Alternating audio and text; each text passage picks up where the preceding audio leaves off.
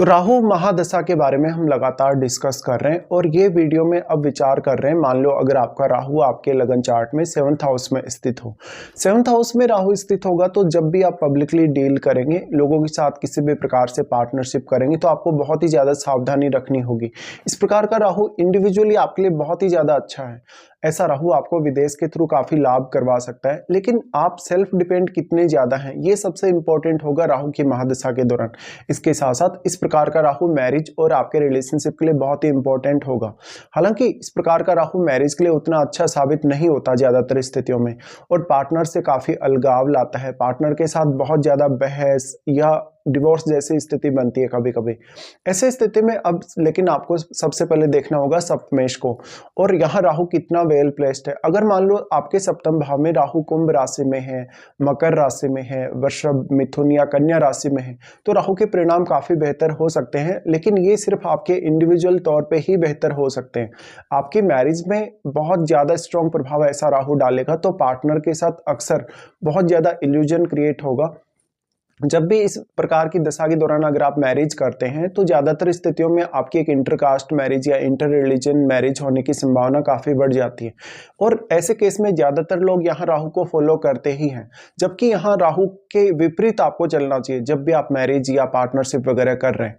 इस प्रकार का राहु हालांकि आपको फॉरेन से कुछ कनेक्शन देगा, या तो फिर मैरिज होने के बाद त्वरित रूप से आप विदेश चले जाएंगे। इस प्रकार का राहु है तो वास्तव में ये आपको पर्सनली बहुत नेम फेम दे सकता है, लेकिन आपके लगन में केतु होने से भी आपको बहुत ज्यादा समस्याओं का अब सामना करना पड़ेगा। तो सबसे इंपॉर्टेंट ये है कि आपका सप्तमेश भी बहुत स्ट्रांग हो आपके चार्ट में, या तो फिर आपका लग्नेश बहुत स्ट्रांग होना चाहिए। इसके साथ साथ ये देखिए कि केतु के साथ कौन सा प्लेनेट आपके लगन में स्थित है। कोई भी प्लेनेट जो केतु के साथ स्थित होगा वो अपनी क्वालिटीज को काफी डिक्रीज होते देखेगा, क्योंकि केतु आपको अपने आप से ही डिटेच कर रहे हैं कहीं ना कहीं। और वो ग्रह जो केतु के साथ बैठा है आपके चार्ट में, वो ग्रह जिन जिन भावों को रिप्रेजेंट कर रहा है उन भावों से जुड़े हुए रिश्तों या उन भावों से जुड़े हुए कार्यों से भी आप बहुत ज्यादा डिटेच हो रहे हैं। इसलिए आपको इस मामले में सबसे ज्यादा सावधानी रखनी होगी। बट अक्सर आप दूसरों की बातों में जल्दी आते हैं, या दूसरों के प्रभाव में बहुत जल्दी आने से सामने वाला आपका फायदा बहुत जल्दी उठाता है। अब देखिए जो सप्तम भाव है वो आपका पब्लिक का घर है, यानी लोग आपको सबसे पहले कैसे देखते हैं या कैसे जज करते हैं। इस प्रकार के राहु की दशा में आपको एक्सपेक्टेशन बहुत ही हाई देगा और इल्यूजन भी काफी ज्यादा। ऐसे में आपको किसी ना किसी एक अच्छे पर्सन की सलाह चाहिए, चाहे तो वो आप कुंडली दिखाकर किसी से सलाह ले रहे हैं या वैसे भी लाइफ में जनरल किसी से सलाह ले रहे हैं, लेकिन कोई भी ऐसा पर्सन जिस पे आप बहुत ज्यादा ट्रस्ट कर सकें, जो आपको लाइफ में वास्तव में गाइड कर सके, तो आपके लिए ज्यादा बेहतर होगा। इस हिसाब से फिर अगर आपको यहाँ राहु को देखना होगा और राहु के साथ बैठे हुए ग्रह को भी, तो यहाँ डिस्पोजिटर का रोल तो इंपॉर्टेंट है ही वास्तव में, लेकिन आपको शनि को भी देखना चाहिए।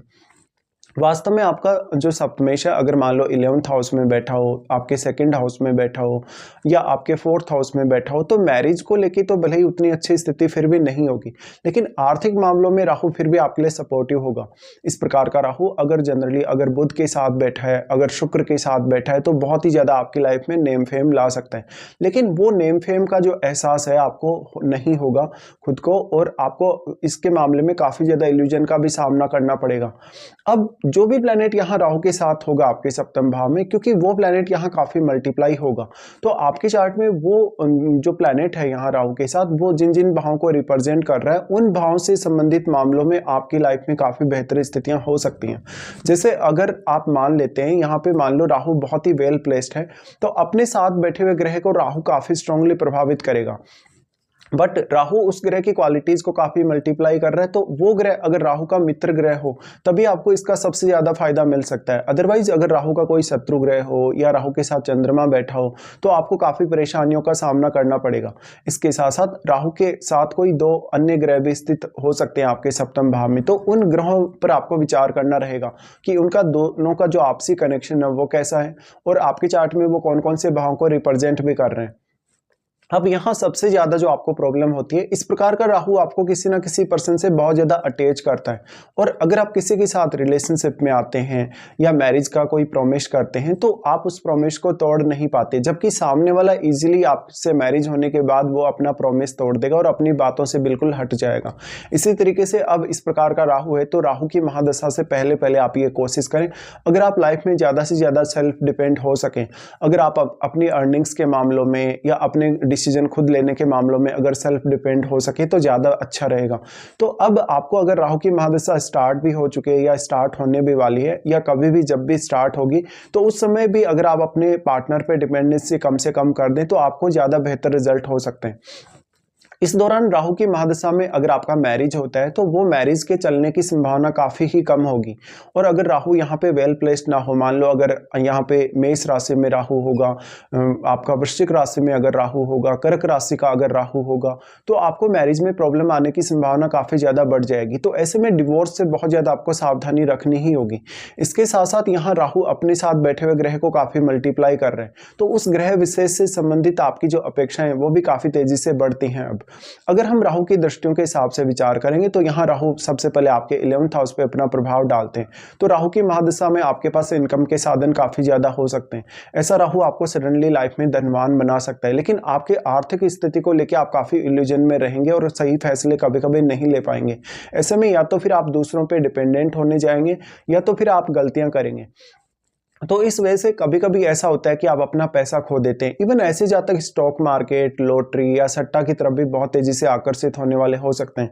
तो एक समय ऐसा अवश्य होगा कि राहु आपको काफ़ी पैसे वाला या धनवान बना सकता है, लेकिन वो स्थिति बहुत लंबे समय तक आपकी लाइफ में बनी हुई नहीं रहेगी। अब आपके चार्ट में जो चंद्रमा है उनकी स्थिति भी बहुत ही ज़्यादा आपको स्ट्रॉन्ग चाहिए, अदरवाइज आप राहु के इल्यूजन का शिकार बहुत जल्दी होंगे। इस हिसाब से फिर राहु का प्रभाव आपके लगन पर भी है। हालांकि लगन में केतु बैठे हैं, तो जितना भी एनर्जी अब लगन के साथ एक्सचेंज हो रहा है राहु के द्वारा या किसी भी अन्य ग्रह के द्वारा, तो वो सारा एनर्जी यहाँ केतु अब्जॉर्ब कर रहे हैं और अपने में समाहित कर रहे हैं। तो यहाँ केतु आपके लगन को काफी कमजोर कर रहे हैं और वो आपके कॉन्फिडेंस को भी काफी ज्यादा कम कर रहे हैं। इसलिए आपको यहाँ खुद से ही ज्यादा से ज्यादा एफर्ट्स करने होंगे। अब जो राहु का प्रभाव है आपके लगन पर, तो यहाँ केतु के साथ बैठा हुआ ग्रह भी काफी ज्यादा प्रभावित होगा। हालांकि राहु का प्रभाव जो केतु पर है, इसमें आपको ये देखना होगा कि यहाँ 180 डिग्री का एंगल है दोनों के मध्य, तो राहु उतना ज्यादा प्रभाव यहाँ नहीं डाल पाएंगे। जितना एंगल होगा उतना ही प्रभाव केतु पर डाल पाएंगे। तो एक बिल्कुल बैलेंस में है दोनों ही ग्रह आमने सामने। अब यहाँ राहु के साथ बैठे हुए ग्रह का रोल ज्यादा इंपॉर्टेंट हो जाता है आपके लिए। इसके साथ ही आपको ये भी देखना चाहिए कि राहु के साथ जो भी प्लैनेट बैठा है, अगर आपको राहु की महादशा आती है और उस ग्रह की राहु में आपको अंतरदशा अगर आती है, तो उस समय भी आपके मैरिड लाइफ, आपके रिलेशनशिप या आपके बिजनेस में कुछ मेजर चेंजेस आने के चांसेस होंगे। इस हिसाब से जीवन साथी आपको इजीली चीट कर लेता है और जीवन साथी आपकी जो स्थिति है उसको भांप लेता है, क्योंकि राहु आपके जीवन साथी को काफी चालाक और चतुर बनाता है। इस प्रकार से राहु का प्रभाव फिर यहाँ से आपके 3rd हाउस पे होगा।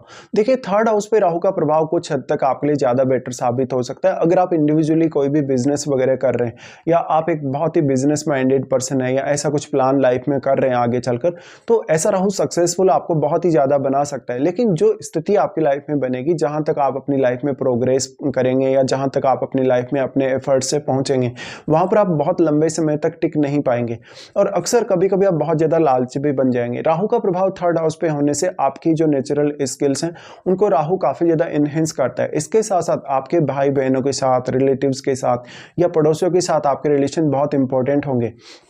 तो अब जो आपका व्यवहार है सामने वाले पर्सन के साथ या आपका जो कम्युनिकेशन है, उसका रोल बहुत इंपॉर्टेंट है आपकी लाइफ में। हालांकि आप इंडिविजुअली बहुत ही ज़्यादा सक्सेसफुल हो सकते हैं ऐसी राहु की महादशा में, लेकिन आप जब भी दूसरों के साथ मिलते हैं, उनके साथ जुड़ते हैं, पार्टनरशिप करते हैं या किसी भी प्रकार से किसी भी अन्य पर्सन के बहकावे में आ जाते हैं, वहाँ पर आपको सबसे ज़्यादा नुकसान होने के चांसेस होंगे। और एक बार अगर आप यहाँ पर मान लो धोखा खा गए या मान लो अगर आपका डिवोर्स वगैरह हो गया, सेपरेशन वगैरह हो गया, तो आप फिर वहां से उबर नहीं पाते कभी भी। आपको वो एक ऐसी चोट लग जाती है या एक आपकी लाइफ में ऐसा वो दाग लग जाता है कहीं ना कहीं कि आप उसको कहीं ना कहीं धो नहीं पाते कभी भी।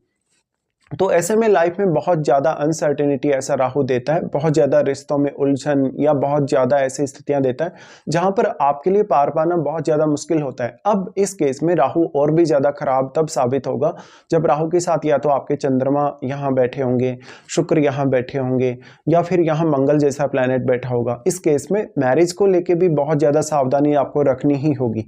अगर आप राहु की महादशा के अंडर में अगर मैरिज करते हैं तो आपके मैरिज चलने की पॉसिबिलिटी बहुत कम होगी, इस हिसाब से अगर शुक्र यहाँ बैठे तो अदर रिलेशनशिप या अफेयर होने की संभावना सबसे ज़्यादा प्रबल होगी। हालांकि आप फिर शुक्र से रिलेटेड फील्ड को किसी भी प्रकार से अपने एज ए प्रोफेशन चुन सकते हैं, लेकिन आपकी मैरिड लाइफ के डिस्टर्ब होने की संभावना यहाँ फिर भी है। तो इस हिसाब से आपको राहु की महादशा को प्लान करना होगा। अब यहाँ राहु के लिए आप अगर रेमेडी करने जा रहे हैं राहु की दशा स्टार्ट होने के बाद, या मान लो राहु के साथ बैठे हुए किसी भी ग्रह के लिए अगर आप कोई पूजा पाठ वगैरह कर रहे हैं, तो आपसे बहुत बड़ी गलती हो सकती है, क्योंकि जस्ट यहाँ आपको राहु को फॉलो करना नहीं है या राहु को बहुत ज़्यादा स्ट्रॉन्ग नहीं करना है। यहाँ पर ऑलरेडी यहाँ पे राहु अपना प्रभाव काफ़ी स्ट्रांगली दिखाएंगे।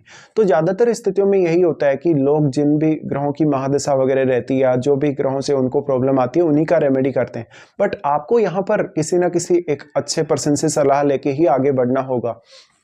तो वास्तव में अगर आप समय रहते काफ़ी अलर्ट हो जाएंगे, अगर आप समय से पहले ही सारी स्थितियों पर चर्चा कर लेंगे किसी से या एकदम स्थिति को भांप लेंगे, तो आप ज़्यादा बेहतर कर पाएंगे। और राहु के द्वारा जो जो भी चुनौतियां या जो जो भी परेशानियां यहाँ अब आ सकती हैं आपकी लाइफ में, उनसे आप बचे हुए रहेंगे।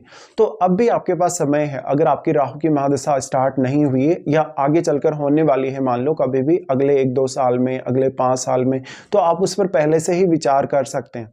अब डिपेंड ये करेगा कि आपकी राहु की महादशा आती कब है। देखिए ज्यादातर स्थितियों में अगर राहु की महादशा को देखा जाए, अगर आपकी 25 या 30 की एज तक अगर राहु की महादशा आ जाए तो उसको आप यूटिलाइज बहुत ही अच्छे से कर सकते हैं। लेकिन ज़्यादातर केसेस में कभी कभी अगर बहुत लेट एज में ऐसी दशा आती है 45 की एज या 50 की एज के बाद भी, तो आप दशा का जो पूर्ण फायदा वो नहीं उठा पाते। और इस प्रकार का किसी का अगर सप्तम में राहु हो तो उस व्यक्ति को तो और भी ज़्यादा अलर्ट होने के लिए देखना होगा।